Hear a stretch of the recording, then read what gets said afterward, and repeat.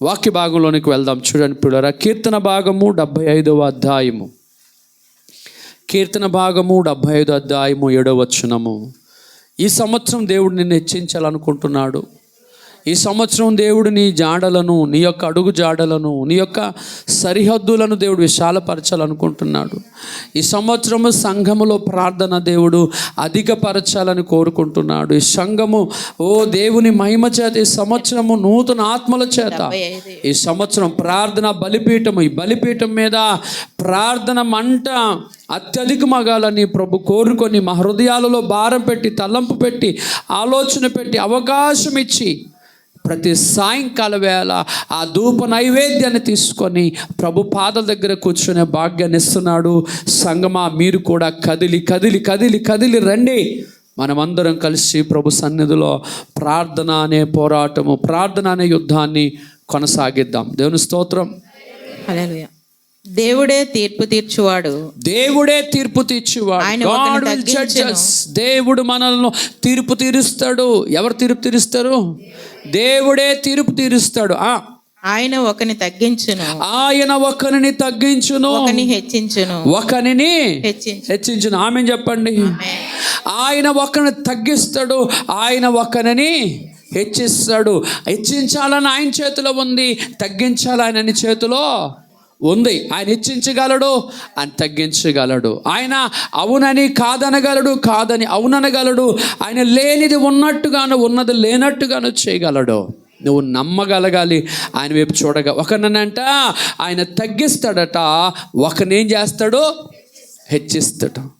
హెచ్చించాలి, తగ్గించాలన్నది దేవుని చేతిలో ఉన్నప్పటికీ కూడా, స్తోత్రం చెప్పండి, ఒకరిని తగ్గించాలన్నా ఒకరిని హెచ్చించాలన్నా దేవుని చేతిలో ఉంది.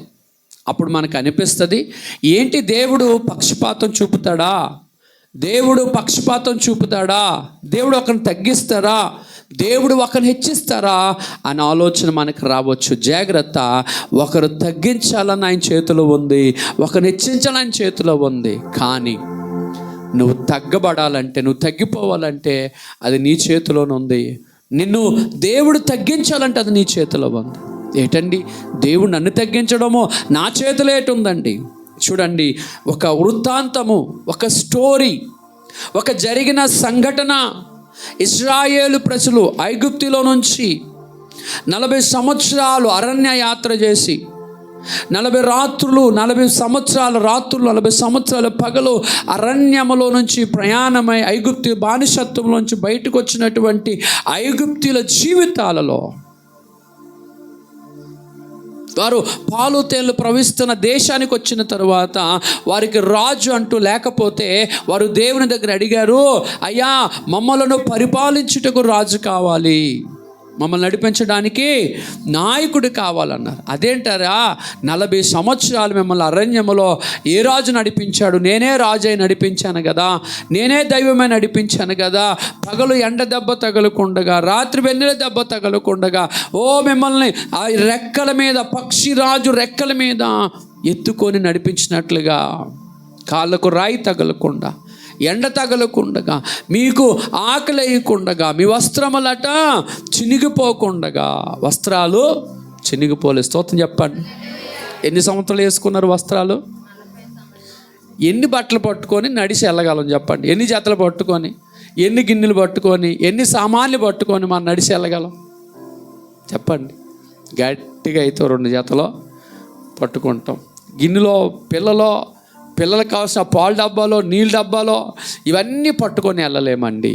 ఐగుప్తుల వారు ప్రయాణమై బయటికి రాగా వారు వేసుకున్న బట్టలట, ఏటట వేసుకున్న బట్టలు చినిగిపోకుండగా 40 సంవత్సరాలు ఎలాగున్నాయి ఒంటి మీద? ఇప్పుడు ఉన్నట్టుగా 40 సంవత్సరాల తర్వాత మీరు ఉంటారేంటి? మనం ఉంటామా? ఇప్పుడు పిల్లలు ఉన్నారు చూడండి, ఆ పిల్ల ఉంది, ఒకే పిల్ల ఉంది ఇక్కడ, ఆ పిల్ల ఉంది. 40 సంవత్సరాలకి ఆ పిల్ల చేతి అలాంటి పిల్లలు ఎంతమంది ఉంటారో? అమ్మమ్మ అయిపోతుంది. అవుతుందా లేదా? అమ్మమ్మ అయిపోయి అమ్మమ్మ అంటది. ఇప్పుడు ఈవిడి అమ్మ అన్నది అమ్మమ్మ అని పిలువబడుతుంది. ఆ వస్త్రాలు, ఆ బట్టలు ఆ బట్టలు వేసుకున్న ఏటంటారు అట్లే ఆ పిలకలు పెద్దవైపోతాయి.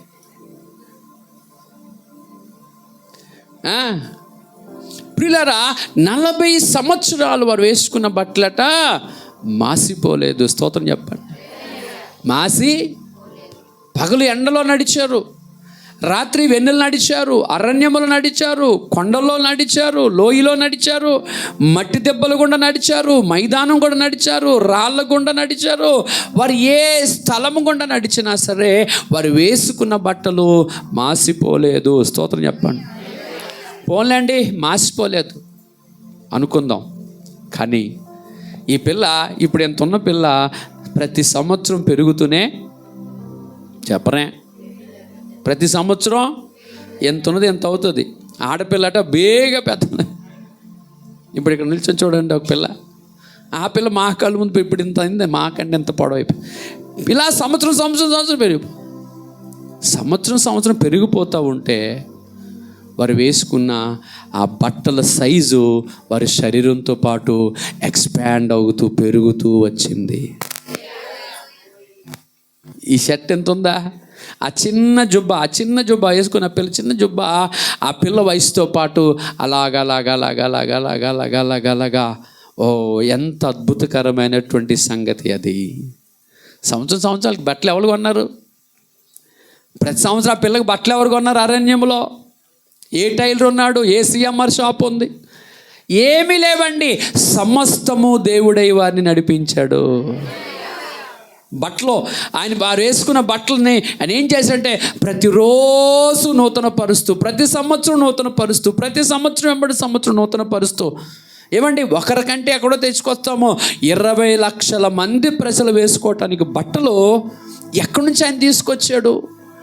అసలు ఆలోచిస్తూ ఉంటుంటే ప్రభా, వారి చిన్ని చేతులు, చిన్ని పాదాలు ప్రభా, వాళ్ళు 40 సంవత్సరాలు వచ్చినప్పుడు ఆ సైజు, ఆ బట్టల సైజు, ఆ చెప్పుల సైజు, వారికి ఉన్నటువంటి వస్త్రాలు, వాహనాలు, లేదా అటువంటి వారి యొక్క సామాగ్రి, అవి వారితో పాటు ఎలాగా వాటిని ప్రభా, వాటిని పెంచావు, వాటిని ఎక్స్పాండ్ చేసావు, వాటికి కొలతలు తీసుకున్నావు ప్రభా, వాటిని ఎలాగా కుట్టించావు ప్రభా, ఎలాగా వారి శరీరాల మీద వస్త్రాలు 40 సంవత్సరాలు మాసిపోకుండా, నలిగిపోకుండా, చినిగిపోకుండా, పాతగిల్లకుండా ఎలాగ చేసావు దేవుడా, నీవు ఆశ్చర్యకరుడైన దేవుడు. హల్లెలూయా. చెప్పులట ఏంటి, ఇంత సైజు చెప్పులు, ఈ పిల్ల ఎంత సైజు వేసుకుంటుంది. 40 సంవత్సరాలకి ఆ సైజు అలాగా పెరుగుతుంది. కాళ్ళకి వేసుకున్న చెప్పులు. ఇంకా అద్భుతం ఏంటంటే అది అరిగిపోలేదట. స్తోత్రం చెప్పండి. అవి పాదాలుకుంటూనే అలాగా పెరుగుతూ వచ్చాయి, పెరుగుతూ సాగుతూ వచ్చాయి, సైజు మారుతూ వచ్చింది. ఈ సమస్తమును చేయగలటకు సమర్థుడైన దేవుడు యేసుక్రీస్తు ప్రభువారు. అంతటి గొప్ప కార్యాలు చేసిన ఆయన దగ్గరికి వచ్చి ప్రజలు అన్నారు, మాకు రాజు కావాలి అన్నారు. దేవుడు బాధపడ్డాడు, కోప్పడ్డాడు. నిన్ను ఇన్ని సంవత్సరాలు మిమ్మల్ని నడిపించాను కదా, ఎండే తగలలేదు, మీకు ఎండ తగలలేదు.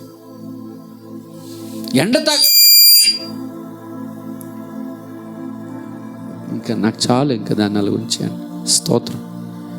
ఎండ తగలలేదు ఏంటి, రాత్రి వెన్నెల దెబ్బ తగలలేదు. ఎలాగా అంటే వారు సాగిన యాత్ర, చేసిన ప్రయాణము, వారి ముందు దైవము నడిచింది, దేవుడే ముందు నడిచాడు. వారి వెనక భాగాన దేవుడు ఉన్నాడట. ముందున వెనకన ఆయన వారిని ఆవరించుకొని ఆయన హస్తములు అడ్డుపెట్టి పక్షిరాజు రెక్కల మీద తీసుకెళ్ళినట్లుగా ఆ అరణ్యములో నుంచి ఆయన వారిని నడిపించాడు. అంతటి గొప్ప దేవుణ్ణి విసర్జించి, తిరస్కరించి వారు అన్నారు, మాకు రాజు కావాలండి అన్నారు. స్తోత్రం చెప్పండి. అప్పుడు దేవుడు సమూయేలును పిలిచి అక్కడికి సౌలును పంపించి, ఆ సౌలుని పట్టాభిషేకము చేయించి, ఆ సౌలుని, గాడిదలు కాసుకుంటున్నటువంటి సౌలుని పిలిచి అభిషేకించి, నువ్వు ఇశ్రాయేలు మీద రాజుగా ఉండు అని దేవుడే సౌలుని ఏర్పరిచి సమూయేలు ద్వారా అభిషేకించి పట్టాభిషేకం చేసి సింహాసనం మీద సౌలు అనబడుతున్న గాడిదలు కాసుకుంటున్న ఆయన తీసుకెళ్ళి సింహాసనం మీద కూర్చుండబెట్టాడు దేవుడు. స్తోత్రం చెప్పాలా. అదైన తరువాత వీరు ఇశ్రాయేలు ప్రజలు ఐగుప్తులో నుంచి వస్తున్నప్పుడు అమాలేకీయుల దేశము గుండా ఒకానొక సమయములో వారు ప్రయాణము చేయవలసి వచ్చింది. జాగ్రత్తగా వినండి. అమాలేకీయులు ఉన్నటువంటి ఆ దేశము గుండా మార్గము గుండా ఇశ్రాయేలు ప్రజలు ఆ మార్గం గుండా వెళ్ళాల్సి వచ్చింది. అమాలేకీయులు దేశము గుండా అమాలేకీయులు రాజు, తర్వాత అమాలేకీయులు అనేటువంటి దేవునికి నచ్చని ప్రజలు, అంటే దేవుడు అంటే నమ్మని ప్రజలు ఏం చేశారంటే వీరు ఇసుక రేణువుల వలె ఉన్నారు.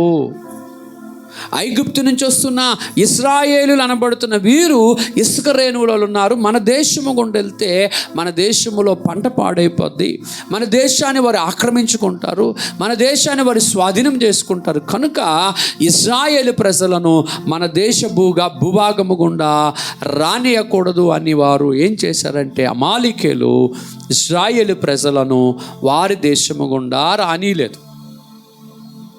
దీనిని దేవుడు మనసులో పెట్టుకున్నాడు. స్తోత్రం చెప్పండి. దీనిని దేవుడు మనసులో పెట్టుకున్నాడు. కొన్ని సంవత్సరాలైన తరువాత వాళ్ళు నెమ్మదిగా 4 దినాల ప్రయాణాన్ని 3-4 దినాల ప్రయాణము 40 సంవత్సరాలు సాగింది. ఇదంతా వేరే ఉద్దేశము. వారు 4 రోజుల ప్రయాణం ఎందుకు 40 సంవత్సరాలు సాగింది అంటే వారు దేవుని మాట వినలేదు, దేవుని మీద సొనుక్కున్నారు. దేవుని మాటను వారు వినలేదు, అంగీకరించలేదు, లోబడలేదు, నిత్యము సొనుక్కుంటే ఉండేవారు. కనుక దేవుడు ఏం చేశాడంటే వారి యొక్క పరిస్థితి ప్రయాణాన్ని దేవుడు మరి ఎక్కువ చేశాడు. ఈ ప్రయాణంలో అమాలేకీయుల దేశం గుండా వెళ్ళకుండా అమాలేకీయులు అడ్డుపడితే వారిని దేవుడు అమాలేకీయులను దేవుడు జ్ఞాపకం చేసుకున్నాడు. జాగ్రత్తగా వినండి.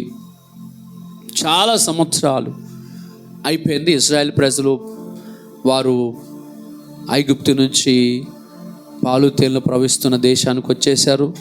అక్కడ స్థిరపరచబడుతున్నారు. అక్కడ న్యాయాధిపతులు ఉన్నారు.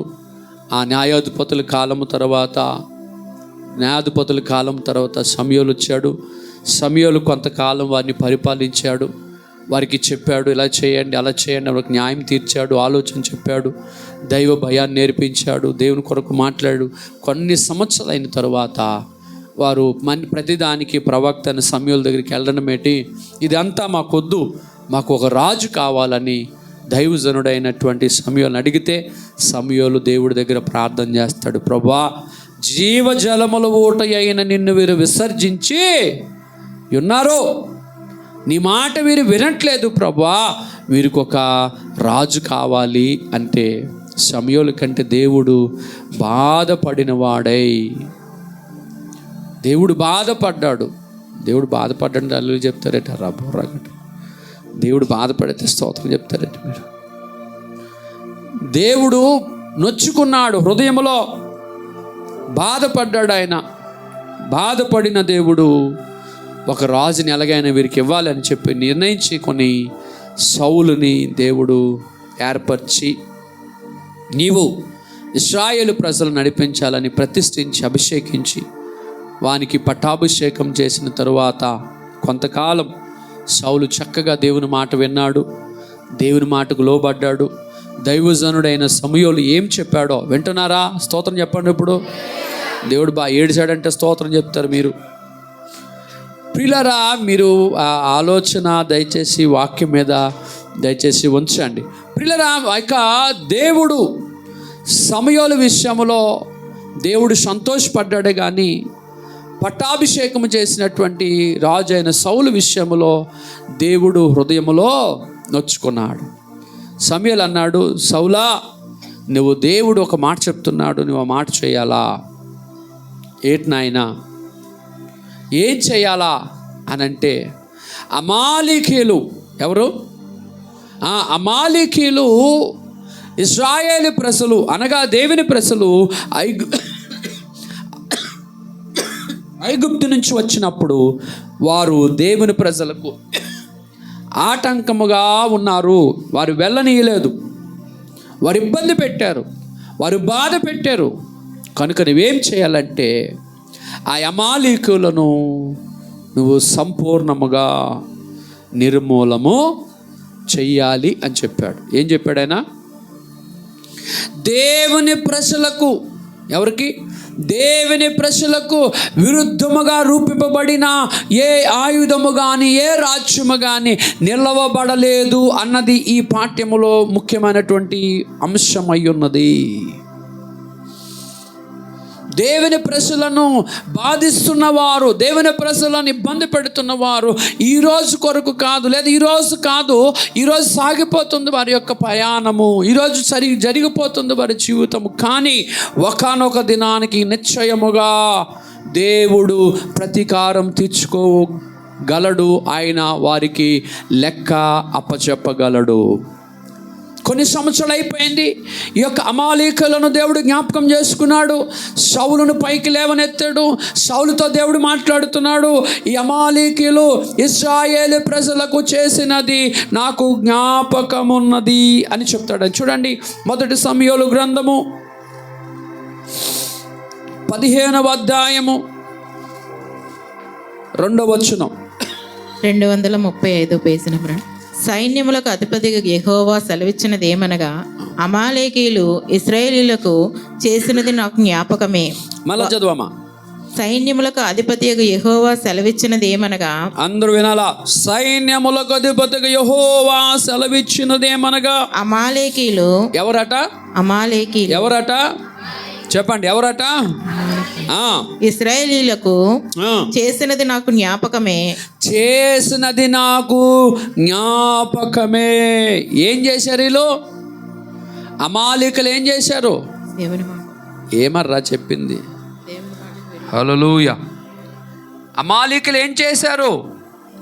అమాలీకులు ఏం చేశారంటే ఇశ్రాయేలు ప్రజలను ఐగుప్తులో నుంచి వచ్చినప్పుడు మార్గములో అడ్డుగా నిలిచారు. ఏటట? ఈ అమాలీకులు ఇశ్రాయేలు ప్రజలు ఐగుప్తు నుంచి వచ్చినప్పుడు అమాలీకులను దేశము గుండా వెళ్తూ ఉంటుంటే అడ్డుగా వచ్చి వారిని ఎల్లనీయలేదు, వారిని శ్రమపరిచారు. వారిని ఏం చేశారు? ఇబ్బంది పెట్టారు. చదువమ్మా. వారు ఐగుప్తులో నుండి రాగానే అమాలేకీయులు వారికి విరోధులై మార్గమందు వారి మీదకి వచ్చిరి కదా. కాబట్టి నీవు పోయి కనికరింపక అమాలేకీయులను హతము చేయుచు పురుషులనేమి స్త్రీలనేమి. అమాలేకీయులు ఇశ్రాయేలు ప్రజలకు చేసినది దేవునికి జ్ఞాపకమే. ఏటట? జ్ఞాపకమే. నాకు జ్ఞాపకం ఉన్నది. కనుక నువ్వేం చేయాలంటే ఆ అమాలీకులను సంపూర్ణముగా నిర్మూలము చెయ్యాలి అని దేవుడు ఒక పని అప్పచెప్పాడు రాజైన సౌలుకి. దైవజనుడు మాట విన్నాడు. సౌలు అమాలీకుల మీదకి యుద్ధానికి వెళ్ళాడు. అమాలీకులందరినీ హతం చేశాడు. ఆయనతో ఉన్నవారు కొంతమంది అన్నారు, అమాలీకులలో శాపభరితమైనటువంటి కొన్ని వస్తువులు, కొన్ని పశువులు, శ్రేష్టమైన గొర్రెలు, అంతేకాదు శ్రేష్టమైనటువంటి ఎద్దులను తీసుకొని మనము మన పట్టణానికి, దేశానికి వెళ్దాం అని చెప్పారు. చెప్పినప్పుడు మంచి గొర్రెలను, శ్రేష్టమైన ఎద్దులను, శ్రేష్టమైన మేకలను, గాడిదలను, ఒంటెలను, అన్నిటిని మంచివన్నీ మంచిగా శ్రేష్టమైనవి పుష్టిగా ఉన్నవన్నిటినీ కూడా ఒక చోట పెట్టాడు. ఎవరు? అన్నిటినీ సౌలు తీసుకొని వెళ్ళాడు. ఏం చెప్పాడు దేవుడు? ఏం చెప్పాడు? అన్నిటినీ పురుషులనేమి, స్త్రీలనేమి, గార్ధాబములేమి, ఒంటెలనేమి, పశువులనేమి అన్నిటినీ కంప్లీట్గా నువ్వు హతము చేయాలి అని చెప్పాడు. హతం చేయాలని చెప్తే ఈ సౌలు ఏం చేశాడంటే ప్రజల మాట విని, కొంతమంది ప్రజలు అన్నారు, అయ్యా ఈ శ్రేష్టమైనవి బలిసిన ఈ గొర్రెలను మేకలను చంపడం ఎందుకు, వీటిని పట్టుకొని మన దేశానికి వెళ్ళిపోదాం అని చెప్పాడు. వారి మాట విన్నాడు, తీసుకొని వెళ్ళాడు. అవి ఒక ప్లేస్లో కట్టబడి ఉన్నాయి, ఒక ప్లేస్లో కట్టబడి ఉన్నాయి. చూడండి 15వ అధ్యాయము 10వ వచనం. అప్పుడు యెహోవా వాక్కు సమూయేలునకు ప్రత్యక్షమై ఇలాగ సెలవిచ్చెను, సౌలు నన్ను అనుసరింపక వెనుక తీసిన ఆజ్ఞలను గైకొనకపోయెను గనుక అతని రాజుగా నిర్ణయించినందుకు నేను పశ్చాత్తాపపడుచున్నాను. అందుకు సమూయేలు కోపావేశుడై రాత్రి అంతా యెహోవాకు మొరపెట్టుచుండెను. చాలు. దేవుడైన యెహోవా సమూయేలుకు ప్రత్యక్షమై, సమూయేలుతో దేవుడు అంటున్నాడు, సమూయేలు నేనేదైతే సౌలుకు చేయమని చెప్పానో, ఏ పని చేయమని నేను సౌలుని ఆజ్ఞాపించానో, ఏ అమాలీకులను పూర్తిగా నిర్మూలం చేయమని ఆజ్ఞాపించానో, ఆ మాట ఆయన నా మాట వినలేదు. నా మాటను సౌలు వెనక్కు తీశాడు. కనుక నువ్వు అక్కడికి వెళ్ళాలా. ఏం చేశాడు సౌలు? ఏం చేశాడు? దేవుని మాటను తిరస్కరించాడు. వింటున్నారా? దేవుని మాటని తిరస్కరించాడు. దేవుడు చెప్పిన పనిని చేయలేదు. ఇచ్చిన ఆజ్ఞను తిరస్కరించి తన సొంత ఉద్దేశము గుండా వెళ్ళాడు. ఆ వెళ్ళిన కారణముగా ఆ రాత్రే దేవుడు సమూయేలుతో మాట్లాడి, నువ్వు రేపు సౌలు దగ్గరికి వెళ్ళి నేను చెబుతున్న మాట రాజు అయిన సౌలుతో నువ్వు చెప్పాలి, నీ రాజ్యము నీ యొద్ద నుంచి తీసివేయబడుతుంది అని చెప్పాడు. ఏమని చెప్పాడు? నీ రాజ్యము నీ యొద్ద నుంచి తీసివేయబడుతుంది, నీ సింహాసనం దగ్గర నుంచి తీసివేయబడుతుంది, నువ్వు ఇశ్రాయేలు మీద ఏమాత్రం ఇంకా రాజుగా నువ్వు ఉండలేవు. కారణం ఏంటంటే నిన్ను నిర్ణయించిన, నిన్ను నియమించిన, నీకు పట్టాభిషేకం చేసిన, నీకు సింహాసనం ఇచ్చిన, నీకు అధికారం ఇచ్చిన, నిన్ను గాడిదలు కాసుకొని నేను తీసుకెళ్లి సింహాసనం మీద కూర్చోబెట్టిన దేవుని మాట నువ్వు వినలేదు కనుక, దేవుని మాటను నువ్వు తిరస్కరించావు కనుక నీ యొద్ద నుంచి రాజ్యము తీసివేయబడుతుంది అని చెప్పాడు. ఆ రాత్రి అంతా సమూయేలు దేవుని దగ్గర ఏడ్చి ప్రార్థన చేశాడు. ప్రభువా, ఏంటి నాయన ఎంతటి పరిస్థితి. ప్రార్థన చేశాడు. ఉదయజాము లేచాడు. కోపావేశుడై చాలా కోపముతో సమూయేలు సౌలు దగ్గరికి వెళ్ళి సౌలుతో మాట్లాడుతూ ఉన్నాడు. సౌలుతో మాట్లాడుతుంటే సౌలు అంటున్నాడు, ఆయన అంతా క్షేమమే, అంతా బాగున్నాం, మేము క్షేమమే అన్నాడు. అంతా బాగుంది, ఓకే సరే, అన్నీ బాగున్నాయి. సౌలు ఇంటిలో సమూయేలు కూర్చునగా, సౌలు రాజ్యములో అంతఃపురములో సమూయేలు కూర్చుండగా, వారు మాట్లాడుకుంటుండగా పర్ణశాలల పక్కన ఉన్నటువంటి పశువుల శాలలో నుంచి గొర్రెలు మేకలు రంకెలు వినబడతా ఉన్నాయి. అవి విన్నాడు దైవసానుడు. విని సౌలుని అడిగాడు, సౌలా, నువ్వు దేవుడు చెప్పినట్లుగే అమాలీకులవన్నీ నాశనము చేశావా? వింటున్నారా? ఇంపార్టెంట్ పాయింట్ని మాట్లాడుతున్నాను. దేవుడు ఏం చెప్పాడో, ఏ మాట నీకు చేయమని చెప్పాడో దానిలో సగము తీసి సగము కలిపి చేయకూడదు. సగము నీకు అనుకూలముగా, సగము మనుషులకు అనుకూలముగా చేయకూడదు. అని ఏం చెప్పాడో అది ఏ అక్షరాల చేయగలగాలి. సగం మీకు తెలుసా? 50-50 బిస్కెట్ ప్యాకెట్ తెలుసా? ఆ బిస్కెట్ పేరే 50-50. 50-50 అంటే నీకు సగము, నాకు సగం. దేవుని మాట కూడా 50-50 లాగా ఉంది ఈ రోజుల్లో. సగం చేస్తారు, సగం చేయరు. కొంత చేస్తారు, కొంత పక్కన పెడతారు. నచ్చితే చేస్తారు, నచ్చకపోతే అది చెయ్యరు. ఇష్టమైతే చేస్తారు, ఇష్టం కాకపోతే అది చెయ్యరు. ఎవరు చేస్తారు అని దేవుని మాటను పక్కన పెట్టి భక్తి చేస్తున్న విశ్వాసులారా జాగ్రత్తగా వినండి. దేవుడు చెప్పిన ఏ మాట అయినా నిర్ధకము కానేరదని మీరు ఎరగాలని దేవుడు కోరుకుంటా ఉన్నాడు. ఆయన ఒక మాట సెలవిచ్చాడు, నీవు అమాలీకులను సంపూర్ణంగా నాశనం చేయాలని చెప్పితే వాటిలో కొన్ని వాటిని ఉంచుకొని మిగిలిన వాటిని హతం చేశాడు. ఆ రాత్రే దేవుడు దైవజనుడితో మాట్లాడి తెల్లవారుజాముకు పంపించి, నాయనా నువ్వు చేసిందేమంటే, అయ్యా నేనేమి యెహోవా ఆజ్ఞను నేను మీరలేదే. ఆ మాటలో రాయబడుతుంది, నేను దేవుని మాటను తిరస్కరించలేదు, దేవుని మాటను అక్షరాలు చేశానని చెప్పి అబద్ధం ఆడుతా ఉన్నాడు. ఏం చేస్తున్నాడు? అబద్ధం ఆడితే దూరం నుంచి గొర్రెలు మేకలు అరుస్తున్నాయి, ఎద్దులు అరుస్తున్నాయి. అప్పుడు సమూయేలు అడుగుతున్నాడు, సౌలా, నేను వింటున్నటువంటి ఈ రంకెలు, ఈ కేకలు, ఈ శబ్దము, ఈ గొర్రెల మేకల యొక్క ఆ ఆర్తనాదాలు ఎక్కడివి? ఆ గొర్రెల మేకలు ఎక్కడివి? ఆ ఎద్దులు గార్ధాబములు ఎక్కడివి అని అడిగితే, అప్పుడు తప్పు కప్పిపెట్టాలనుకుంటాం, తప్పు దాయాలనుకుంటాం, ఎవరికి తెలియదు అనుకుంటాము. దేవుడే సాక్ష్యం పలుకుతున్నాడు. ఆ పశువులు అరుస్తున్నాయి, ఓయ్ ఏట శబ్దం అని అడిగితే, అప్పుడు సౌలు అంటాడు, నాయనా నేను కొన్ని వాటిని తీసుకొచ్చాను. అప్పుడు అంటున్నాడు సమూయేలు, ఎందుకు? దేవుడు తెమ్మన్నాడా? నీకు తేవద్దని చెప్పాము కదా, ఏది విడిచిపెట్టొద్దని చెప్పాము కదా, సమస్తము నిర్మూలన చేయమని చెప్పాము కదా. మాట వినలేదు. అప్పుడు సమూయేలు అంటాడు, ఈ రాజ్యము, నీకు ఇచ్చినటువంటి సింహాసనము, నీకు ఇచ్చినటువంటి అధికారము, నీకు ఇచ్చినటువంటి సకల సౌభాగ్యము దేవుడు నీ యొద్ద నుంచి తీసివేస్తున్నాడు అని చెప్పాడు.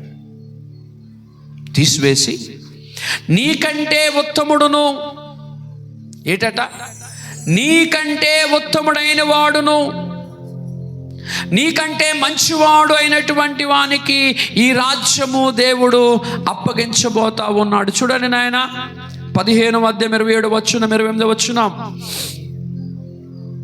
వెళ్ళిపోవాలని తిరగగా సౌలు అతని దుప్పటి చెంగు పట్టుకొనినందున అది చినిగెను. అప్పుడు సమూయేలు అతనితో ఇట్లనెను, నేడు యెహోవా ఇశ్రాయేలీయుల రాజ్యమును నీ చేతిలో నుండి లాగివేసి నీకంటే ఉత్తముడైన నీ పొరుగువానిని వానికి దానిని అప్పగించి ఉన్నాడు. మరియు ఇశ్రాయేలీయులకు ఆధారమైన వాడు నరుడు కాడు, ఆయన అబద్ధమాడడు, పశ్చాత్తాపపడడు. ప్రియులారా, సౌలుతో అంటున్నాడు, ఇదిగో నీ దగ్గర నుంచి నీ రాజ్యము తీసివేసి నీకంటే ఉత్తముడైన వాని చేతిలో దేవుడు పెట్టబోతున్నాడు, నీ పొరుగు వాని చేతిలో పెట్టబోతున్నాడు, నీకు నచ్చిన వాని చేతిలో పెట్టబోతున్నాడు, నీకంటే భక్తిపడు వాని చేతిలో పెట్టబోతున్నాడు అని చెప్పాడు. ఈ రాజ్యము సౌలు చేతిలో నుంచి ఎవరు తీస్తున్నారు? దేవుడే చెప్తున్నాడు, దేవుడే నీ చేతిలో నుంచి తీసి నీ పొరుగువాని చేతిలో దాన్ని పెట్టబోతున్నాడు. అర్థమైన స్తోత్రం చెప్పండి అమ్మ, అర్థమవుతుందా? నీ చేతిలో నుంచి గరిట తీసి నీ పొరుగువాడు, నీ శత్రువు చేతిలో, నీ చేతిలో పని తీసి నీ పగవాని చేతిలో, నీవు చేయాల్సిన పని దగ్గర నుంచి దేవుడు ఎప్పుడో తీసేశాడు, అది తీసి నీ పగవాని చేతిలో పెట్టబోతున్నాడు అని చెప్పాడు. ఎందుకు దేవుడు అలా చేస్తాడు? మరలా చదవండి, కీర్తనలు 75:7 వచనం. ఇప్పుడు చదవండి 75:7 వచనం. ఆ మాటను పట్టుకోనండి. ఒకరిని ఆయన తగ్గించును, ఒకరిని ఆయన హెచ్చించును. మాట పట్టుకోండి, ఒకరిని ఆయన తగ్గించును, ఒకరిని ఆయన హెచ్చించును. దేవుడే తీర్పు తీర్చువాడు, దేవుడే తీర్పు తీర్చువాడు. ఆయన ఒకరిని తగ్గించును, ఒకరిని తగ్గించును, ఒకరిని హెచ్చించును. హల్లెలూయా. ఆయన ఒకరిని తగ్గిస్తాడు, ఒకరిని హెచ్చిస్తాడు. జాగ్రత్తగా రండి. ఎందుకు దేవుడు సౌలుని తగ్గించాడు? సౌలేమే దేవుడికి శత్రువా? సౌలుకి దేవుడికి ఏమి పడదా? సౌలు అంటే దేవుడికి ఇష్టం లేదా? సౌలు అంటే దేవుడికి నచ్చదా? ఎందుకు సౌలుని దేవుడు తగ్గించాడు? అంత స్టోరీ అంత విన్నాక మౌనంగా ఉంటారేంటి? చెప్పండి. సౌలుని ఎందుకు తగ్గించాడు? సౌలు చేతిలో రాజ్యాన్ని ఎందుకు తీసుకున్నాడు? సింహాసనం ఎందుకు తీసుకున్నాడు?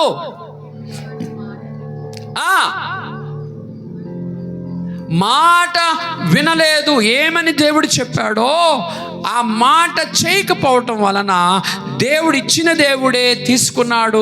దేవుడు అన్యాయస్తుడిగా కనబడినా అన్యాయస్తుడు కాదు.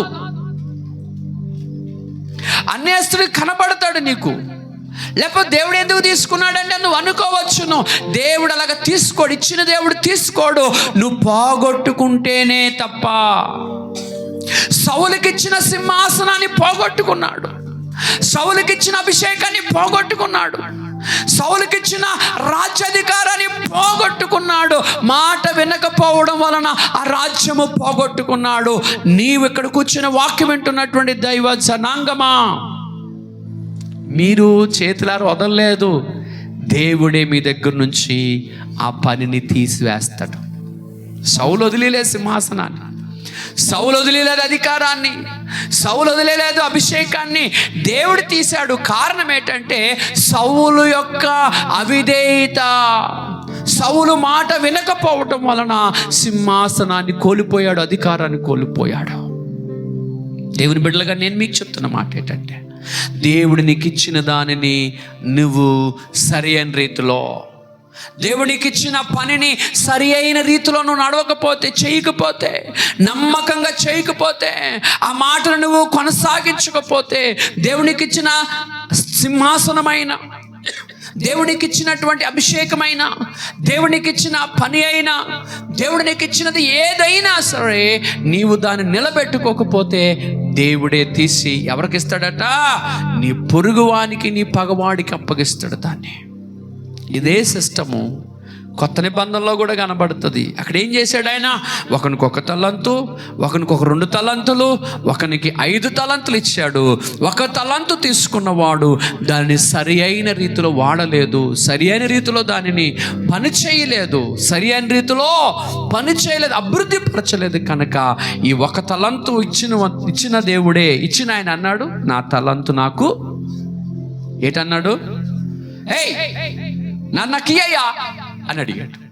నేను ఇచ్చింది నాకు ఇయ్య అంటే గబగబ వెళ్ళాడు, గొయ్యితో పాతి పెట్టాడు కదా, తవి తీసి ఇదిగో అని చేతిలో పెట్టాడు, చేతిలో పెట్టాడు. దీన్ని తీసుకెళ్ళి ఎవరికి ఇచ్చాడు? ఈ తలంతుని తీసుకెళ్ళి ఎవరికి ఇచ్చాడు? దీన్ని తీసుకెళ్ళి స్వార్థికులారా, మీకే ఈ మాటలు. దేవుడు అప్పచెప్పిన పన్ను నమ్మకంగా చేయకపోతే చేసేవారికి తీసుకెళ్ళి దేవుడు ఇస్తాడు. పాస్టర్ గారు ముందు వచ్చిన వాళ్ళు అనకదలేట అనకట్ల ముందు వచ్చారు, ముందు వస్తే అనక. నేనెవరండి? నేనెవరు? నీ చేతిలో తీసి వాడి చేతిలో పెట్టేది ఇక్కడ సౌలు పెట్టలేదు, సమయాలు పెట్టలేదు. సమయాలు సింహాసనం తీసేయలేదు, సమయాలు సౌలు దగ్గర నుంచి అధికారాన్ని తీసివేయలేదు. దేవుడిచ్చాడు, దేవుడు తీసుకున్నాడు. ఎవరిచ్చారు? దేవుడిచ్చాడు సింహాసనం, దేవుడు తీసుకున్నాడు. మధ్యలో సమయాలు పని ఏంటి? చెప్పడమే పని. వింటున్నారా? కనుక దేవుడు నీకు ఇచ్చిన తలాంతును కొత్త నిబంధన అయినా పాత నిబంధనలోనైనా దేవుడిని తగ్గించాలంటే, నీవు దేవుడిని తగ్గించాలంటే నీ అంతటిగా నీవు తప్పు చేస్తేనే కానీ, నీ అంతటిగా నువ్వు పోగొట్టుకుంటేనే కానీ, నీ అంతటి నువ్వు దాన్ని విడిచిపెడితేనే కానీ దేవుడిని తగ్గించడు. నీవు దేవుడి మాట విని నమ్మకంగా ఉంటేనే కానీ దేవుడు నిన్ను హెచ్చించాడు. ప్రియుల జాగ్రత్తగా వినండి. దావీదుకి ఆ సింహాసనాన్ని తీసి, దావీదుకి ఆ అధికారాన్ని తీసి దేవుడు సౌలు దగ్గర నుంచి తీసి దేవుడు దావీదుకి ఇచ్చాడు. దావీదు దేవుని మాట చనిపోయినంత వరకు విన్నాడు.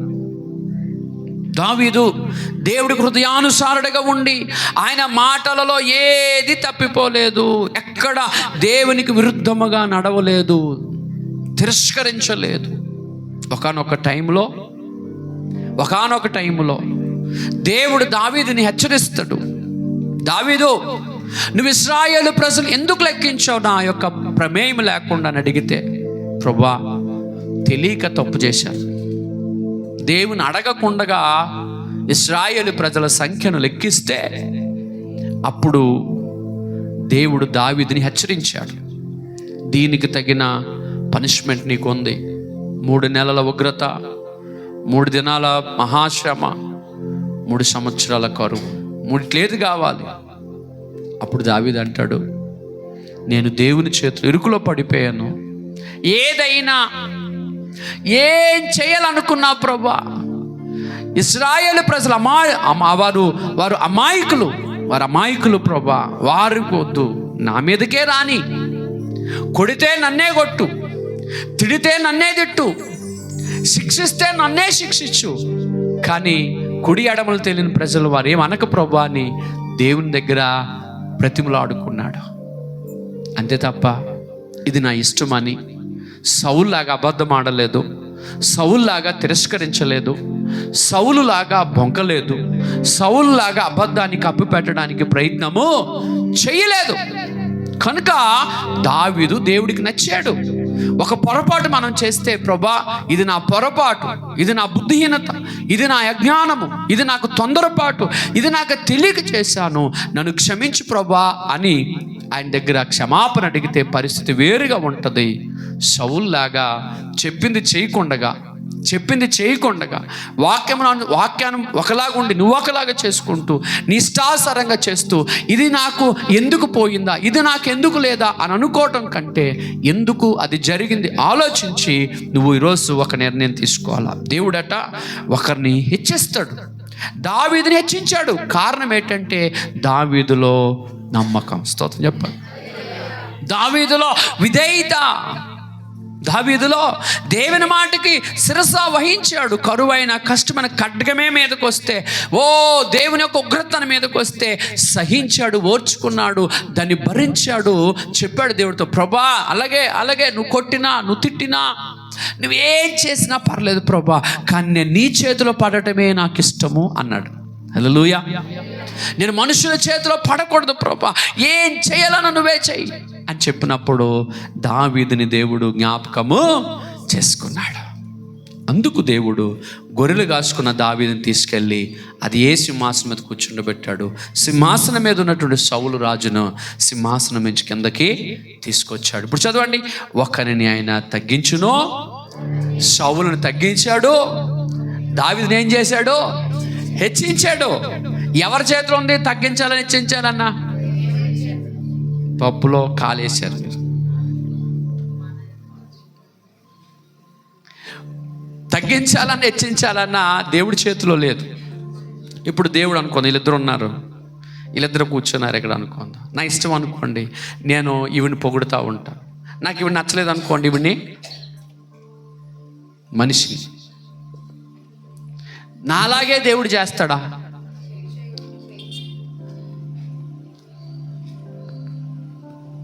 ఈరోజు అనిల్ ప్రార్థన చేస్తాడు బలిపీఠం దగ్గరికి వచ్చి. చెప్పండి, నేను మనిషిని కదా, కనుక నేను ఒకరిని ఒకలాగా చూస్తాను. కానీ దేవుడు అందరికి తెలుసా దేవుడు అలాగా చూస్తాడు? చెప్పండి రా, చూడు. కన్ఫర్మా? మరి స్టోరీ అంతా చెప్పినాక దేవుడు తగ్గించాడు ఎందుకు చెప్పారు మీరు? సౌలు తగ్గడానికి ఆయనలో ఉన్న బుద్ధిహీనత కారణము, దావీదు హెచ్చించబడడానికి ఆయనలో ఉన్న బుద్ధియే కారణము. మన మీద ఆధారపడి ఉంటుంది. మరలా చెప్తున్నాను, దేవుడు ఒకరినొకలాగా చూడు. అందరి మీదట ఆయన కన్ను దృష్టి ఏకరీతిగా ఉంటుంది. అందరిని ఆయన ఒకలాగే ప్రేమిస్తాడు. సౌలు అడిగాడా సింహాసనం ఇమ్మని? సౌలు సింహాసనం ఇమ్మనలేదు. రాజును అవ్వాలని ఆశపడలేదు. కానీ దేవుడే, నువ్వు గాడిదలు కాసుకుంటున్నావురా, రారా బాబు అని పిలిచి, ఏటన్నాడు? రారా బాబు అని పిలిచి, ఇగో ఇశ్రాయేలు మీద నువ్వు రాజావు అని సింహాసనం మీద ఎక్కించాడు దేవుడు. ఆలోచన లేనోడికి ఆలోచన ఇచ్చి, అధికారం లేనోడికి అధికారం ఇచ్చి, సింహాసనం అంటే ఏడు తెలియనోడికి సింహాసనం ఇచ్చిన దేవుడే తీసుకోడండి, అలా చేయడు. ఇచ్చిన తర్వాత నువ్వేం చేయాలంటే ఆ సింహాసనం మీద కూర్చున్న నిన్ను కూర్చున్నబెట్టిన వాని మాట నువ్వు వినాలి. ఆ మాట అక్కడ విని ఉంటే దావీదు దాకా సింహాసనము రాదు. ఆ సింహాసనం దేవుడు అధికారము, ఆ యొక్క పరిస్థితిని వేరొకరికి అప్పగించాడు. ఆయన అక్కడ కూర్చున్నాక కొంతమందికి ఎందుకోనండి ఆ జబ్బు వస్తుంది, నాకు తెలీదు. ఆ జబ్బు ముందులో ఉండదు. ఆ జబ్బు కాస్త స్థితి మారినాక జబ్బు వస్తుంది. ఏ జబ్బు? ఆ జబ్బు పేరు అహంకారం. ఏ కారం? ఎంటీఆర్ కారం కంటే డేంజర్. ఆ కర్నూలు పచ్చిమిరపకాయల కంటే డేంజర్. నీకు ఎందుకయ్యా అంత అహంకారం? నువ్వెందుకు మాటనవు? సౌలు మాటనకపోవడం వల్లనే దేశ దిమ్మరై తిరిగాడు. మాట వినలేనుడు ఎవడైనా అంతే. దేవుని మాట వినలేని వాళ్ళందరి గతి అంతే. దావీదు విన్నాడు, సింహాసనం మీద దేవుడు కూర్చుండబెట్టాడు. చూడండి, చూడండి, రోమలు రాసిన పత్రిక 11వ అధ్యాయం 15వ వచనము, తర్వాత మొదటి సమూయేలు గ్రంథము 2వ అధ్యాయము 7-8 వచనాలు. త్వరగా చదవండి, ముగించుకుందాం. రోమిలకు రాసిన పుస్తకము 11వ అధ్యాయం 15వ వచనం. వారిని విసర్జించుట లోకమును దేవునితో సమాధానపరచుట అయిన ఎడల వారిని చేర్చుకున్నట ఏమగును? మృతులు సజీవులైనట్టే అగును కదా. ముద్దలో మొదటి పిడికెడు పరిశుద్ధమైనదైతే ముద్దంతయు పరిశుద్ధమే. సమూయేలు గ్రంథము, మొదటి సమూయేలు గ్రంథం 2వ అధ్యాయం 7-8 వచనాలు. త్వరగా మొదటి సమూయేలు గ్రంథము 2వ అధ్యాయం 7-8. యెహోవా దారిద్ర్యమును ఐశ్వర్యమును కలుగజేయువాడును లేవనెత్తువాడును ఆయన. స్తోత్రం చెప్పండి. కృంగజేయువాడును లేవనెత్తువాడు. సౌలుని కృంగదీశాడు, సౌలుని త్రోసివేశాడు, సౌలుని తృణీకరించాడు. దావీదుని లేవనెత్తాడు. ఒకరిని కృంగదీస్తాడు, ఒకరిని దూరపరుస్తాడు, ఒకరిని దేవుడు హెచ్చిస్తాడు. చూడండి, సమూయేలు గ్రంథము 2వ సమూయేలు గ్రంథము 16వ అధ్యాయము 1 వచనము. మొదటి సమూయేలు గ్రంథము 16వ అధ్యాయం 1 వచనము. అంతటా యెహోవా సమూయేలుతో ఇలాగ సెలవిచ్చెను, ఇశ్రాయేలీయుల మీద రాజుగా ఉండకుండా నేను విసర్జించిన సౌలును గూర్చి నీవెంతకాలము దుఃఖింతువు? చాలమ్మా. సౌలుని దేవుడే విసర్జించాడు. ఎందుకు విసర్జించాడు? ఎందుకు తృణీకరించాడు? ఎందుకు సింహాసనాన్ని తీసివేశాడంటే దేవుని మాట వినలేదు. అలా చెప్పండి, ఎందుకు తీసివేశాడు? నీ మీదకి ఎందుకు ఆశీర్వాదం రాదో తెలుసా? నువ్వు దేవుని మాట వినకపోవడం వలన నీకు ఆశీర్వాదం రాదు. దేవుని మాటకు నువ్వు లోబడకపోవడం వలన నీ పనిని తీసి దేవుడు వేరొకరికి అప్పగిస్తాడు. దేవుని మాటకు నీవు భయపడని కారణముగా నీ చేతిలో పని తీసి దేవుడు వేరొకరి చేతిలో పెడతాడు. నువ్వు అనుకుంటున్నావు నేను ఈ పనిని చెయ్యనే అనుకుంటా. కాదహ, దేవుడే తీసేశాడు నీ దగ్గర నుంచి. స్తోత్రం చెప్పండి. చూడండి, కీర్తనలు 113వ అధ్యాయము 113 7-8 వచనాలు. త్వరగా కీర్తనలు 113 7-8 వచనాలు. ప్రధానులతో తన ప్రజల ప్రధానులతో వారిని కూర్చుండబెట్టుటకై ఆయన నేల నుండి దరిద్రులను లేవనెత్తువాడు. స్తోత్రం చెప్పండి. లేవనెత్తు దేవుడు దారిద్రులను, దీనులను పెంట కుప్ప మీద నుంచి, ఎవరునండి? పెంట కుప్ప మీద నుంచి దీనులను, దరిద్రులను పైకి లేవనెత్తు దేవుడు మన దేవుడు. దేని స్తోత్ర. గొర్రెల వెనకాతల, ఆ దుర్వాసన వెనకాతల అరణ్యములో ఒంటరిగా ప్రయాణం చేస్తున్నటువంటి, ఎన్నిక లేనటువంటి ఆ వ్యక్తిని తీసుకొని ఏం చేశాడో తెలుసా? ఆ దారిద్రుడైన దావీదుని తీసుకుని వెళ్ళిపోయి ఇశ్రాయేలు సింహాసనం మీద కూర్చుండబెట్టాడు మన దేవుడు. దేని స్తోత్రం. ఆయన నేల నుండి దరిద్రులను లేవనెత్తువాడు, పెంట కుప్ప మీద నుండి బేదలను పైకెత్తువాడు. ఆయనే ఆయన ఏం చేస్తాడట? ప్రజల ప్రధానులతో వారిని కూర్చుండబెడతాడు. పాపం సౌలును కూడా దేశానికి ప్రధానమంత్రిగా, రాజుగా కూర్చుండబెట్టాడు. కానీ పాపం ఏం చేయాలా? ఏ కారం? పోయి కాలానికి ముందు అహంకారము, నాశనానికి ముందు అసలు నాకు అసలు అర్థం కాని పరిస్థితి ఏంటంటే, పట్టుమని జేబులో ఒక 20 రూపాయలు ఉండవు కానీ మాట ఏంటండి, పట్టుమని బ్యాంకులో ఒక 10,000 50,000 1,00,000 బ్యాలెన్స్ ఉండదు కానీ మాట ఏంటండి. అర్థమైందా?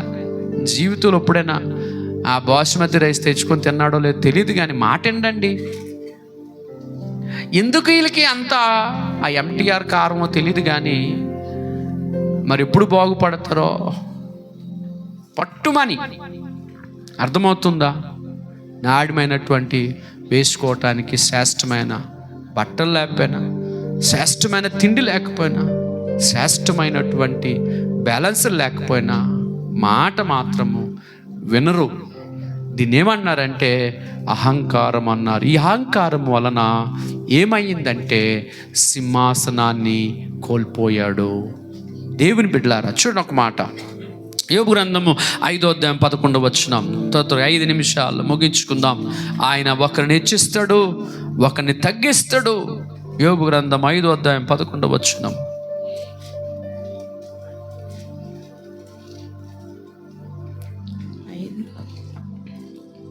అట్లు ఆయన దీనులను ఉన్నత స్థలములో నుంచును, దుఃఖపడు వారిని క్షేమమునకు లేవనెత్తును. చాలు ప్రియులారా, అట్లు ఆయన దీనులను ఉన్నత స్థలములో నుంచును. స్తోత్రం చెప్పండి. దీనులను లేవనెత్తువాడు, దీనులను ఉన్నతమైన సింహాసనములో కూర్చుండబెట్టివాడు. ఎవడు దీనుడై, యెషయా గ్రంథం 26:3 వచనం. ఎవడు దీనుడై దేవుని మాట విని, ఎవడు దీనుడై, యెషయా గ్రంథము 26:3 వచనం. 26:3. ఎవని మనసు నీ మీద ఆనుకొనునో వానిని నీవు పూర్ణ శాంతి గలవానిగా కాపాడదువు. ఆ ఏలయనగా ఆయన నీ యందు విశ్వాసం ఉంచి ఉన్నాడు. ఆయన నీ యందు విశ్వాసము ఉంచున్నాడు. 66వ యెషయా గ్రంథం 66:2 వచనం కూడా చదవండి. 66:2. అవన్నీ నా హస్తకృత్యములు, అవి నా వలన కలిగినవని. అవన్నీ నా హస్తకృత్యములు, అవి నా వలన కలిగినవని యెహోవా సెలవిచ్చుచున్నాడు. ఎవడు దీనుడై నలిగిన హృదయము గలవాడై నా మాట విని వణుకుచుండునో వానినే నేను దృష్టించుచున్నాను. ఆయన అట దీనులను పైకి లేవనెత్తువాడు. ఎవడు దీనుడై నా మాట వింటాడో, ఎవడో స్తోత్రం చెప్పండి. ఎవరు దీనుడైన మాట వింటాడో, ఎవరు దేవుని మాట వింటారో, ఎవరు వాక్యానుసారంగా జీవిస్తారో, ఎవరు వాక్యమునకు భయపడతారో, ఎవరు వాక్యమునకు లోబడి జీవిస్తూ విధేయత కలిగి దీనత్వము ధరించుకొని ఎవడు దేవుని మాటకు భయపడుతూ జీవిస్తాడో వారి పైన దేవుని కనుదృష్టి ఉంటుంది. ఎప్పుడైతే సౌలు తిరగబడుతున్నాడో, సౌలు దేవుని మాట వినట్లేదో, అప్పుడే దేవుడు దావీదుని వెతకడం ప్రారంభించాడు. దీనుడైన దావీదుని వెతకడం ప్రారంభించాడు. దావీదు కొరకు యెహోవా కన్నులు అక్కడ సంచరిస్తూ ఉండేవి. ఆయన దావీదును కనుగొన్నాడు. దావీదు నా మాట వింటాడు అనుకున్నాడు. దావీదు లోబడతాడు అనుకున్నాడు. దావీదు దీనుడై భయపడతాడు అనుకున్నాడు. అలాగునే దేవునికి నచ్చినట్టుగా దావీదు దేవునికి నచ్చినట్టుగా జీవించాడు. దావీదు దేవునికి లోబడ్డాడు. దేవుని మాటనే తన సొంత మాట కంటే ఎక్కువగా ఆయన ఇష్టపడ్డాడు, గౌరవించాడు. కనుక దేవుడు దావీదుని సింహాసనం మీద కూర్చొని దేవుని స్తోత్రం. తర్వాత కాలంలో దేవుడు దావీదుకు ఒక వాగ్దానం చేశాడు. ముగిస్తున్నా. సింహాసనం మీద కూర్చుండి పెట్టిన తరువాత దావీదుకు ఒక వాగ్దానం చేశాడు. దేవుడు, దావీదు, ఇశ్రాయేలు సింహాసనం మీద ఏటట, ఇశ్రాయేలు సింహాసనం మీద నీకు పుట్టబోవాడు, నీ వంశములో నుంచి ఒకడు ఉండక మానడు. నిత్యము నీ వంశములో నుంచి, నీ కుటుంబంలో నుంచి, నీ గర్భవాసములో నుంచి ఒక వ్యక్తి ఆ సింహాసనం మీద ఉండక మానడు. నిత్యము ఆ సింహాసనము నీ తరతరాలు పిల్లలకు మాత్రమే అది ప్రత్యేకించబడేదని శాశ్వతమైన ఆశీర్వాదంతో దావీదును నింపాడు. నువ్వు మాట వినడం బట్టి నీ పిల్లలు ఆశీర్వదించబడతారు. నువ్వు మాటకు లోబడని బట్టి నీ పిల్లలను దేవుడు స్థిరపరుస్తాడు. నువ్వు మాట వినకపోవడం వలన నీ పిల్లలను దేవుడు స్థిరపరచడు. నువ్వు దేవుని మాటకు లోబడకపోవడం వలన దేవుడు నీ పిల్లలకి ఇవ్వాల్సిన సింహాసనాలను, ఉద్యోగాలను దేవుడు వేరొకరికి ఇస్తా ఉన్నాడు. మీరు మాట వినకపోవడం వలన మీ పిల్లలు అనుభవించవలసిన ఆశీర్వాదము దేవుడు వేరే ఒకరికి ఇస్తున్నాడు. కారణం ఏంటంటే మనమే కారణము. మన అవిధేయత కారణము. మన మాట వినకపోవడం కారణము. దేవుడు మనకు అప్పగించిన పని నమ్మకంగా చేయకపోవడం కారణము. సౌలుకి ఏ పని అప్పగించిన పని చేయాలి. 2 మాటలు చెప్పి నేను ముగిస్తున్నాను. నీకు వాక్యం తెలుసు నువ్వు అనుకుంటున్నావు, కానీ నీకు వాక్యము తెలీదు. నువ్వు భక్తిగా ఉన్నాను అనుకుంటున్నావు, కానీ నువ్వు భక్తిగా లేవు. నువ్వు లోబడుతున్నావు, బయటికి లోబడుతున్నావు, కానీ నీ హృదయ అంతరంగంలో సాతానుగడ సింహాసనం మీద కూర్చొని అహంకారపు పొరలతో నువ్వు ఉన్నావు. గర్వపు పొరలతో నువ్వు కన్ను మిన్న కానకుండా ఉన్నావు. క్రైస్తవ సమాజమా, నువ్వు 100% నా దేవుని మాట యోబు అంటాడు, నా దేవుని మాట నా స్వభావిలాష కంటే, నా సొంత అభిప్రాయం కంటే నా దేవుని మాటే నాకు గొప్పది అని నిర్ణయం తీసుకుంటాడు యోబు గారు. నా మాట కాదు, నా దేవుని మాటే నా సొంత అభిప్రాయము కంటే గొప్పది. అర్థమవుతుందా? మీరు లోబడితే మీ పిల్లలు స్థిరపరచబడతారు. మీరు లోబడితే మీ పని, దేవుడు మీకు అప్పగించిన పని మీరు నమ్మకంగా చేస్తే, చిన్న పని పెద్ద పని కాదు, మీకు ఏ పని అప్పగించబడుతుందో ఆ పనిని నమ్మకంగా చేయాలి. స్తోత్రం చెప్పండి. మరొక అద్భుతమైన మాట నేను చెప్పి ముగిస్తాను. అమాలేకీయులు చేసింది కొన్ని సంవత్సరాలు అయిపోయింది. అమాలేకీయులు ఇశ్రాయేలుకు చేసిన ఆ గాయము, నష్టము అయ్యి ఇశ్రాయేలు ప్రజలే మర్చిపోయారు. కానీ దేవుడు మర్చిపోలేదు.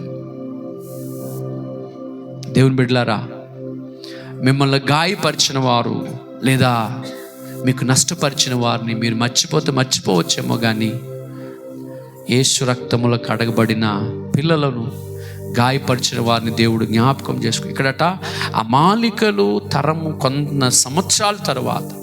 కొన్ని సంవత్సరాల తర్వాత యెహోవా లేదా దేవుడు అంటున్నాడు, అమాలేకీయులు చేసినది నాకు జ్ఞాపకము ఉంది. మన శత్రువులను పగ తీర్చుకోవటము మర్చిపోడాయన.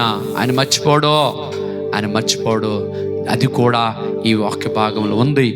నువ్వు ఎవరి కొరకు బాధపడ్డావో, ఎవరిని బట్టి బాధపరచబడ్డావో, ఎవరిని బట్టి నువ్వు ఏడుస్తున్నావో వారిని దేవుడు చూసుకుంటాడు. దేవుడికి అప్పచెప్పు. దేవుడు వారిని తగిన సమయంలో ఏ టైంలో చేయాలో అని చేస్తాడు. అది పక్కన పెడితే నువ్వు దేవుని మాట వింటూ లోబడుతూ నీకు ఇచ్చిన పని నీకే పని ఇచ్చాడో దేవుడు ఆ పని ఇచ్చేయి. అది చేసావు అనుకో, ఒకడు బలులు అర్పించడం కంటే మాట వినుట శ్రేష్టం. కనుక 2026 సంవత్సరంలో దేవుని మాట విందాం, దేవుని మాటకు లోబడదాం. దేవుడు ఎక్కడా నీకు ఇచ్చిన ఆశీర్వాదం తక్కువ చేయుడు. ఆయన మాట విని లోబడితే, ఎవడు దీనుడైన మాట విని లోబడతాడో వారిని సింహాసనం మీద కూర్చుండబెడతాడు. ఎవడైతే ఆయన మాట వినడో, ఎవడైతే దేవుని మాట వినడో, ఎవడైతే దేవుడు అప్పగించిన పనిని చేయడో, వాడి దగ్గర నుంచి దేవుడు దానిని తీసివేస్తాడు. ఒకరిని ఆయన ఇచ్చిస్తాడు, ఒకరిని ఆయన తగ్గిస్తాడు. ఇప్పుడు చెప్పండి, తగ్గించడం హెచ్చించడము ఎవరి చేతిలో ఉంది? ఎవరి చేతిలో ఉంది? ఈ ముఖానికి ఈ మాట చెప్పేస్తే తీరిపోతుంది కదా అని చెప్పి అది చెప్పి ఇది చెప్పగా లైన్లోకి వచ్చారు. మన చేతిలో ఉంది ఆశీర్వాదమును శాపమును, జీవము మరణము మీ ఎదుట ఉన్నదట. ఏంటంటాడు ఆయన? జీవము మరణం ఎదుటున్నది, ఎంచుకునే అవకాశం కూడా మీకు ఇచ్చాడు. నీకు సింహాసనం కావాలా? నువ్వు హెచ్చించబడాలా? నీ తర్వాత నీకంటే నీ పిల్లలు ఉన్నతమైన సింహాసనం ఉండాలా? నీ తర్వాత పిల్లలు ఆశీర్వదించబడాలా? మీ చేతిలో ఉంది. లోబడే దానిని బట్టి, దేవుని మాటకు లోబడే దాన్ని బట్టి, దేవుడు అప్పగించిన చిన్న పనైనా నమ్మకంగా చేస్తే దేవుడు నిశ్చయంగా నిన్ను జ్ఞాపకం చేసుకుంటాడు. ప్రార్థన చేసుకుందాం. ప్రభువా, మేము ఎక్కడ నీ మాట వినలేదో, ఎక్కడ నీ పని చేయలేదో, ఎక్కడ మా శత్రువులను మేము ప్రభువా అయ్యా నా తండ్రి నాయన ఆలోచనలో కలిగి ఉన్నాము అయ్యా, ఎక్కడ మా పనిని తీసివేసి నీవు మా పగవారి చేతిలో పెడుతున్నావో అది మా అవిధేయితే, మేము మాట వినకపోవడం వల్లనే చేసావు ప్రభువా. ప్రార్థన చేద్దాం. ఆ చిన్న ప్రార్థన వాక్యం కొరకు మోకరించండి. ఈ సంవత్సరము రండి కలిసి ప్రార్థిద్దాం. రండి కలిసి ఈ సంవత్సరంలో నెలకొక సువార్త చేద్దాము. రండి దైవ సేవకుడు మాటకు విని, మాటకు లోబడి నువ్వు రావాలా. మాట వినుటే శ్రేష్టమైన బలి అర్పణ. ప్రార్థన చేద్దాం. కళ్ళు మూసుకోనండి. యవనస్తుల్లో నుంచి ఒకరు రండి, ప్రార్థిద్దాం. మహాపరిశుద్ధుడు, మహోన్నతుడు, సర్వాధికారి, నీతిమంతుడు నాయన, ఇదిగో నాయన నువ్వు ఒకరిని హెచ్చిస్తావు, ఒకరిని తగ్గిస్తావు నాయన. అయితే నీ ఒకరిని ఒకలాగా చూసు దేవుడు కాదు నాయన. పక్షపాతము లేని దేవుడు అని తండ్రి మీ దాసుడు ప్రకటించగా నాయన, సౌలు విషయములో నువ్వు పక్షపాతం చూపలేదు, దావీదు పక్షముగా నువ్వు పక్షపాతం చూపలేదు నాయన. సౌలు తగ్గిపోవడానికి అహంకారమే కారణం. దావీదు హెచ్చించబడుటకు విధేయతే కారణము నాయన. దావీదు తర్వాత సింహాసనం మీద పిల్లలను కూర్చుండబెట్టు. కారణమైన విధేయత. అయ్యా, సౌలు వలె మాకు అప్పగించిన పనిని మేము తిరస్కరిస్తున్నామా? సౌలు వలె మేము మాట వినలేదా? సౌలు వలె మేము అయ్యా తప్పుని కప్పిపెడుతున్నామా? తప్పుని తండ్రి కవర్ చేసుకుంటున్నామా? అతిక్రమములు దాచిపెట్టువాడు వర్ధిల్లుడని, అయ్యా పాపమును అతిక్రమమును ప్రభా దాచిపెట్టువాడు వర్ధిల్లుడని ప్రభా వాక్యము సెలవిస్తుంటుండగా నాయన మేము సరి చేసుకొని బుద్ధి జ్ఞానములు దయచే ప్రభా. కృపచేత నింపండి. యేసు నామములో ప్రార్థిస్తున్నాం తండ్రి, ఆమేన్. యేసు నామములో ప్రార్థిస్తున్నాం తండ్రి, ఆమేన్. హల్లెలూయా, హల్లెలూయా.